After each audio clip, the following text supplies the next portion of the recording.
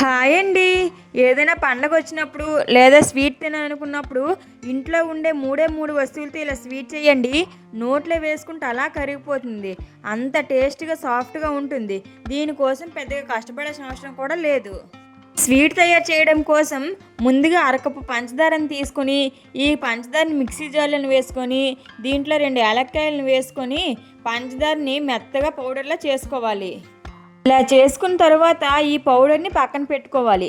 ఇప్పుడు స్టవ్ పైన ప్యాన్ పెట్టుకొని దీంట్లో 1 కప్పు మైదాపిండిని వేసుకోవాలి.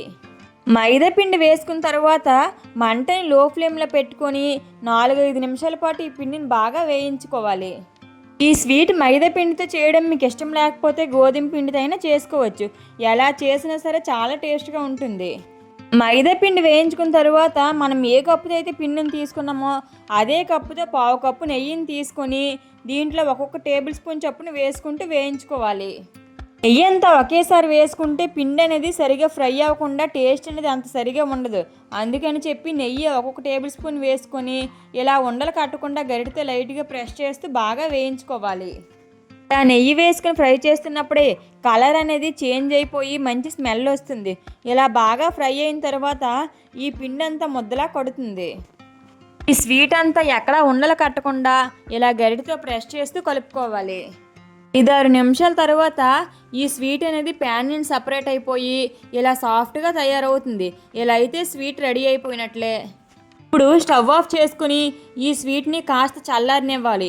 ఇప్పుడు దీనిలో మనం ముందుగా పౌడర్ చేసి పెట్టుకున్న పంచదార పౌడర్ అంతని దీంట్లో వేసుకొని ఈ పౌడర్ అంతా పిండిలో బాగా కలిసేటట్లు బాగా కలుపుకోవాలి. మనం 1 కప్పు మైదా పిండిని తీసుకున్నాం కదండి, దీనికి 1/2 కప్పు పంచదార పౌడర్ అయితే సరిగ్గా సరిపోతుంది. ఇలా అంతా గరిటెతో ప్రెస్ చేస్తూ కలుపుకోవాలి. ఇలా అంతా బాగా ఉండలు లేకుండా కలుపుకున్న తర్వాత దీన్ని అంతటిని నెయ్యి రాసుకుని గిన్నెలో వేసుకోవాలి. ఇప్పుడు ఒక ప్లేట్ని కానీ గిన్నెని కానీ తీసుకొని ఈ ప్లేట్ అంతటికి నెయ్యిని అప్లై చేసుకోవాలి. ఇలా చేసుకున్న తర్వాత మనం ముందుగా రెడీ చేసుకున్న ఈ స్వీట్ అంతటిని ఈ ప్లేట్లో వేసుకొని ఈవెన్గా స్ప్రెడ్ చేసుకోవాలి. ఇలా చేసుకున్న తర్వాత దీనిపైన మనకు నచ్చిన డ్రై ఫ్రూట్స్ వేసుకోవాలి. ఈ స్వీట్ని బయట 1 గంట సేపు వదిలేస్తే చక్కగా గడ్డ కట్టేస్తుంది. లేకపోతే ఫ్రిడ్జ్లో ఒక 10 నిమిషాలు పెట్టుకుని ముక్కలుగా కట్ చేసుకుంటే చాలా అంటే చాలా టేస్ట్గా ఉంటుంది. వేసిన డ్రై ఫ్రూట్స్ ఈ స్వీట్లో సెట్ అవ్వడానికి ఇలా గ్లాస్తో ప్రెస్ చేసుకోవాలి. తర్వాత ఒక 10 నిమిషాలు ఫ్రిడ్జ్లో పెట్టుకొని 10 నిమిషాల తర్వాత ఒక నైఫ్ తీసుకొని ఇలా అంచు చుట్టూ తీసుకుంటే ఈ స్వీట్ అనేది ఈజీగా బయటకు వచ్చేస్తుంది. ఇప్పుడు దీన్ని నెమ్మదిగా డీమోల్డ్ చేసుకోవాలి. ఇలా చేసుకుంటే స్వీట్ అనేది ఈజీగా బయటకు వచ్చేస్తుంది. నాకు ఈ ప్లేట్కి డిజైన్ ఉండడం వల్ల స్వీట్ పైన కూడా ఇలా డిజైన్ పడిందండి. మీరు నార్మల్ ప్లేట్లో కానీ బౌల్లో కానీ వేసుకుంటే ఈ స్వీట్ అనేది ఇంకా నీట్గా చక్కగా వస్తుంది.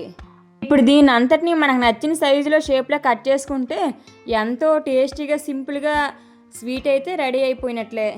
వీడియో నచ్చితే లైక్ చేయండి. Thank you for watching.